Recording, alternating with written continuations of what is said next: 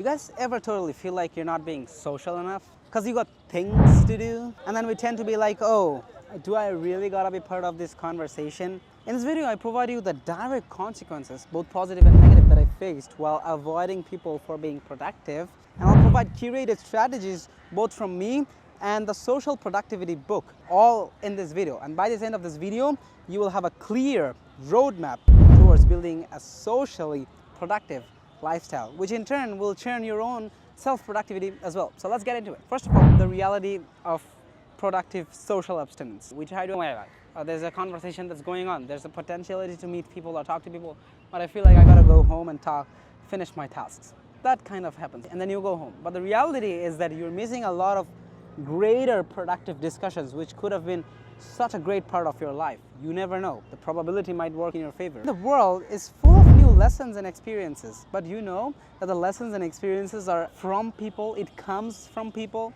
and people can be a direct source towards it. We're potentially missing it by the name of mere productivity. And hence, not giving yourself the less productive chance, actually not thinking about productivity and actually giving yourself a chance, what you're doing is like by not giving the chance, you're getting yourself away from the world, slowly bit by bit. I'm not saying that you have to give chance every time. And that is the problem, the issue that we might encounter. So in this video, we'll introduce you to the reality of a healthy balance and what are the surrounding factors from this book, the social guidebook from this author. Now, let's talk about the direct negative consequences that I personally had. That when I came to Canada for my higher studies and everything, I had good friends and everything. But slowly, when I was avoiding myself in situations, what was happening is that I was having a lesser understanding of the cultural norms and systems of that country. That is one major setback.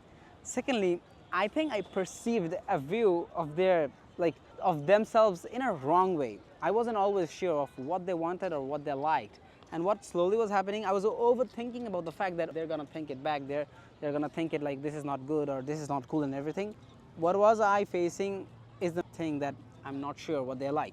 But that was creating a more subtle burden over me of me overthinking that they want this and that and everything. And then in reality, it's not that much complex, but me avoiding it was making the situation more complex. And what was happening is that I was kind of missing out some sort of things, which is also a very big negative consequences. At times, I think it somewhat impacted my productivity in a different way. How so? I couldn't always easily get help from a certain thing. If I hadn't had good connections, then I started forming connections. Now I'm still on the process. But you see, a lot of the things, the entire world is made by humans. You need to find good humans that makes you productive. And that's why connecting with humans that way was extremely needed.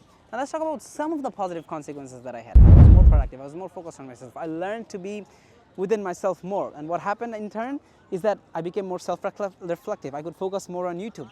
I could understand myself so much more. But now is the time to actually cross-balance it back and then traverse it back again. So these are some of the most negative consequences. On the very end, the biggest negative consequence that you can have is that you can form anxieties, you can form confusions about yourself all the time, which also happens. Thirdly, balancing social life to harness productivity. Productivity is ideally the outcome of happy or good feelings, positive feelings.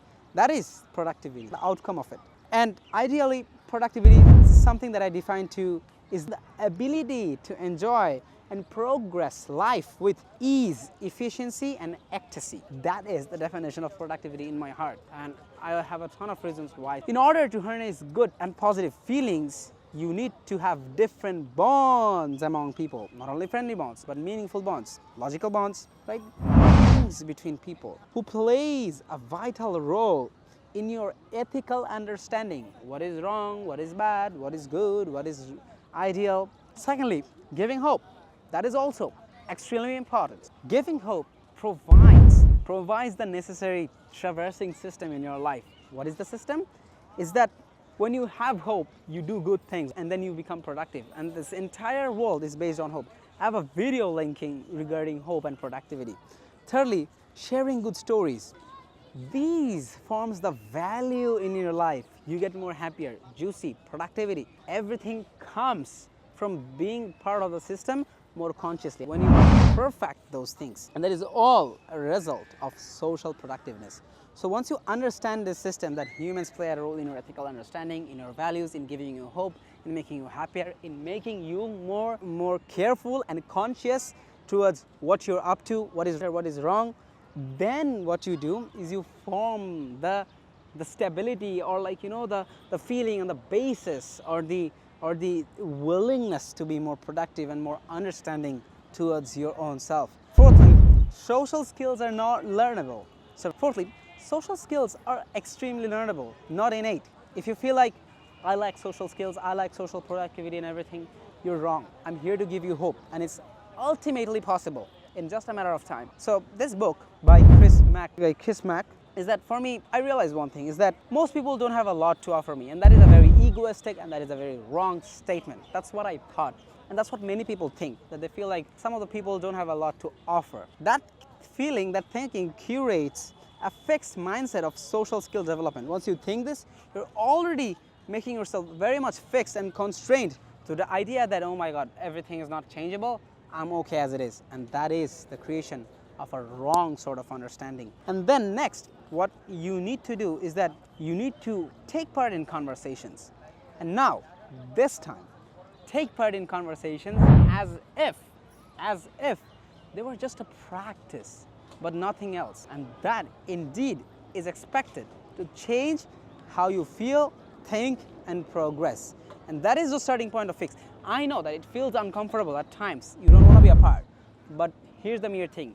You're seeing this video because you realized now your duty is to put that realization into action. You may not be feeling to put that into action all the time, but whenever you're feeling uncomfortable and then you're still choosing to do that action, that shows progress, that shows power, and that shows your ability to fix yourself.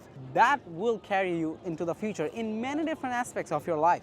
Repetition plus reflection is equal to growth. Now, fifthly, we need to break free from the avoidance habit. So you can have anxiety, resistance, hopelessness inside your heart, and it grows due to choosing avoidance. When you avoid just because you're feeling uncomfortable, what you're doing, you know what? It lets you bury into the ground your present. You literally cement the unsolved issue by feeling like, oh my God, I don't want to deal with it. You're adding more into the problem. That problem is gonna blast someday. And this is somewhat a reinforcement of your anxiety.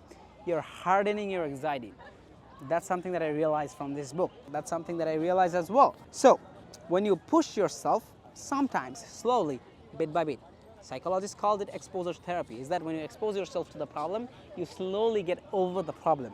When you push yourself, i.e. exercise yourself, that builds social endurance. Just like how you muscle and strength train, you build muscle endurance, same way you build social endurance, just like a muscle, okay? And then while you do it, you mitigate fears, confusions, and anxiety. That entire process is the process of building you. Number 6, in order to socialize, you need to familiarize. You have some familiar interests with people, some relatable stories, some understanding of their norms, some intention to slightly bend in. You try to be with people, you try to understand them, but not always we're able to do that. But once you kind of follow somewhat of these 4 points, you're making yourself ready to be more social with people. People will accept you. You need to make yourself likable and acceptable around people for you to be actually more social, or else you'll not get the feeling of it. That I also realized from this book is that this curates a logical track for you to move forward. You need to understand what they want, what they don't want, what they do. Like some of these things, just a little bit, that adds into the mere bigger fact of you being more conscious, being more careful towards yourself. So this book talks about somewhat of an art of small talk, is that you have an opening at the talk and then you share relatable things. Slowly, bit by bit, you listen to them, they listen to you and everything. And slowly you guys talk about mutual interesting conversations, mutual interests, more deeper. Now you somewhat move to a deeper shift in some of the talkings that you guys have, and that's somewhat of an ending. And that goes on. Mutual interest, conversations, deeper shift, ending. That goes on. And that is the full framework of making a connection, making good, meaningful conversations, if not a connection. So my best advice from this point is that have more experiences in life, develop your opinions, and say that opinion to people. People will listen to you, You will listen to people, and that forms values, bonds, friendships, connections, and ultimately productivity. So ideally, in this journey of diversifying yourself for productive socializing, you end up becoming a very highly better version of yourself. And that is ultimately important, that you're becoming a very highly better version of yourself. So once you realize that you're able to do that, you're very wholeheartedly going to do that a little bit more easier. Seventh, learning from productively failing. So you might have compatibility issues. Secondly, you might have resistance. Thirdly, you might face some of the fears. Once you have these three things, just say to yourself, maybe I will have it, but know that I will have it as well. A lot of the other people will have it as well.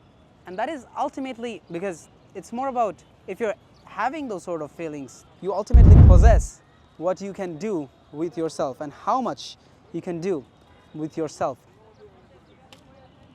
It really matters whether you're able to regulate yourself, and that is called productively failing. Failing, knowing you're powerless sometimes, but don't let that powerlessness take over your full power. And sometimes give yourself the benefit of the doubt. Even if you're doubting something, just forget about it and move on. That is the way to be happier.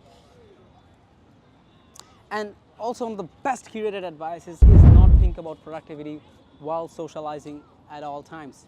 You need to have just a different perspective of life, and then innately you will be productive in a way where you didn't even expect, and that is completely normal and reality based as well. And also understand the fact that avoidance is not the solution. Rather, tackling it fully on hand is ultimately the solution. Here's the thing, self-compassion is the foundation of long-term change. And guys, anyways, I hope you like this video, and I'll see you in the next video. Meanwhile, watch this video.